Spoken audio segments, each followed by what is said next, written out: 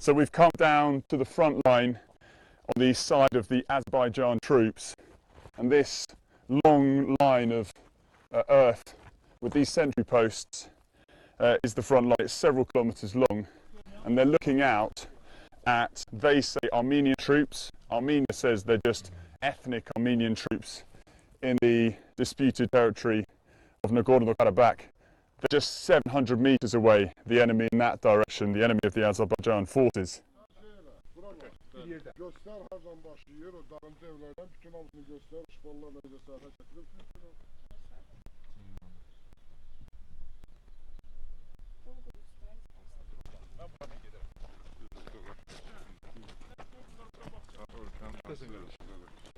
Actually, it's not only Azerbaijan, international community says, but Azerbaijan's territories, including Nagorno-Karabakh region of Azerbaijan and 7 adjacent regions, have been occupied.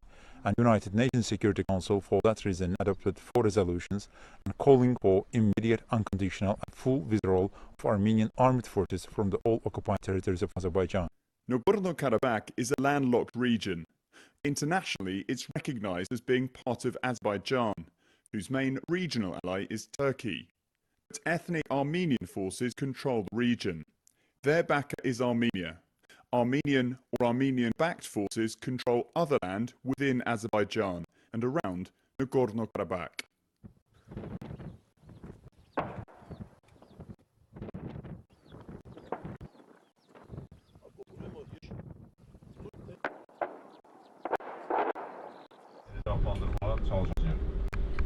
Our journey to the conflict zone was a carefully orchestrated trip, organised by Azerbaijan's government. We've now been brought to a hospital just a few kilometres from the front line, and here there is a crowd of people as we arrived. There are members of the Azeri Azerbaijan military. There are some residents in the local area who say their homes have been shelled, and there are these men and women holding these photos of their relatives who were killed in recent shelling. The man in the picture is Famil Mustafayev. We met his brother Ganbar. My brother became a martyr in his own house. He died for his motherland, killed by enemy fire. This is a shared tragedy, and I am also ready to die.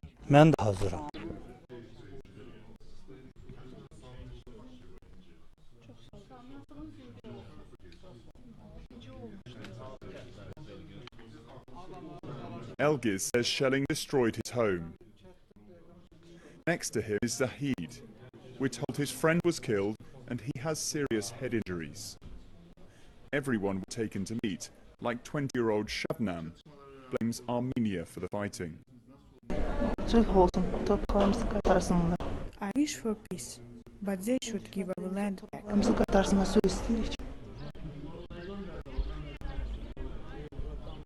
Armenian-backed forces control Nagorno-Karabakh, so conventional wisdom would say your government had most to gain from breaking the status quo and escalating the situation at the beginning of April. Actually, it's not true. Recently, Armenian president declared that Armenia is switching from static defense to deterrent strategy, and they also publicly stated that Armenia could potentially preempt and take on preemptive attacks against Azerbaijani forces to capture new territories to guarantee the security of occupied territories.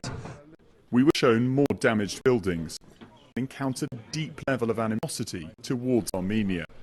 For 22 years there was an uneasy truce here, but these people know violence again, and a resolution without further bloodshed is unlikely.